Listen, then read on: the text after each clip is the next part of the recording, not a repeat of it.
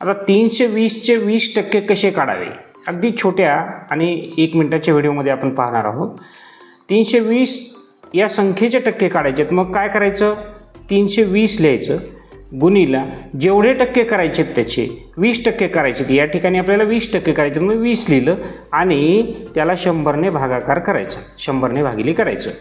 आता हा 1 शून्य कटला, हा 1 शून्य कटला, हा 1 शून्य कटला, हा 1 शून्य कटला, म्हणजे वर काय राहिले 32 गुणिले 2. आता बेदुनी 4, बेत्रिक 6, काय झालेलं आहे 64. 364 आलेलं आहे. म्हणजे 320चे 20% हे किती आहेत, तर ते 64 आलेले आहेत.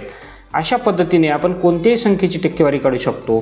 जेवढे टक्के काढायचे तेवढे काय करायचे, त्या संख्येला गुणाकार करायचा आणि त्याला 100ने भागाकार करायचे.